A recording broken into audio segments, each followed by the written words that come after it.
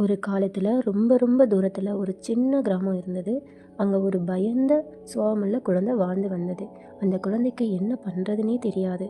ஏன்னா அந்த கிராமம் முழுக்க பயபூதம்னு ஒரு பெரிய பூதம் சுற்றிட்டு இருந்துச்சு. அந்த பூதம் எங்கேயும் ஒளிஞ்சிருக்கும். ஒவ்வொரு சின்ன விஷயத்துக்கும் குழந்தைகளை பயமுறுத்தும்.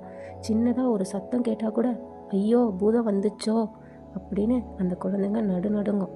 அந்த பூதத்துக்கு ரொம்ப பிடிச்ச சாப்பாடு தெரியுமா? நம்ம மனசில் இருக்கிற சந்தேகம், பயம், இது எல்லாம் தான். நம்ம பயப்பட பயப்பட அந்த பூதம் இன்னும் பெருசாகிடும். பயபூதம் ஒரு இருட்டு நிழலாக மெதுவாக நகர்கிறது. குழந்தை பயந்து ஒளிஞ்சுக்கும். பார்த்தீங்களா குட்டீஸ், இந்த குழந்தைக்கு எவ்வளோ பயம்னு. இருட்டை கண்டா பயம், தனியாக விளையாட பயம், புதுசாக ஏதாவது செய்யணும்னா பயம். ஆனால் ஒரு நாள் ஒரு அற்புதம் நடந்துச்சு. அந்த குழந்தைக்கு தன்னோட வீட்டுக்குள்ளே பயந்துக்கிட்டே உட்கார்ந்துருந்துச்சு. அப்போது அவங்க அம்மா அவங்களுக்கு ஒரு மினுமினுக்கும் கேடயத்தை கொடுத்தாங்க. அது ஒரு சாதாரண கேடயம் இல்லை குட்டீஸ், அது ஒரு மந்திர கேடயம். அந்த கேடயத்தை பார்த்தாலே மனசில் ஒரு தைரியம் வந்துச்சு. ஒவ்வொரு முறை அந்த குழந்தை ஒரு சின்ன தைரியமான விஷயத்தை செய்யும்போது, ஒரு நல்ல விஷயத்தை பற்றி நினைக்கும் போதும் அந்த கேடயம் இன்னும் பிரகாசமாக மின்ன ஆரம்பிச்சிச்சு.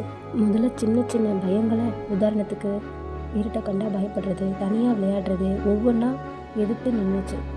பால் காரரை மணி அடித்தா பயந்து உள்ளே ஓடும் குழந்தை தைரியமாக கதவை திறந்து பால் பாட்டிலை வாங்கியது. சின்னதாக ஒரு நாய்க்குட்டி திறப்பினா கூட திரித்து ஓடும் குழந்தை கேடயத்தின் துணையோடு பயப்படாமல் நின்றுது. இந்த கேடயம் ஜொலிக்க ஜொலிக்க பூதத்தோட நிழல் கொஞ்சம் கொஞ்சமாக மங்க ஆரம்பிச்சது.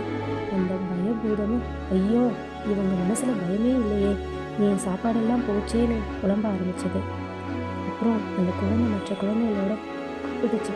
அவங்க எல்லாரும் பயம் வேண்டாம், நம்ம தைரியமாக இருந்தால் நல்லதே நினச்சா அந்த பூதத்தை விரட்டிடலாம் அப்படின்னு சொல்லிச்சு. எல்லா குழந்தைகளுக்கும் தன் மனசில் நம்பிக்கையை விதைச்சது.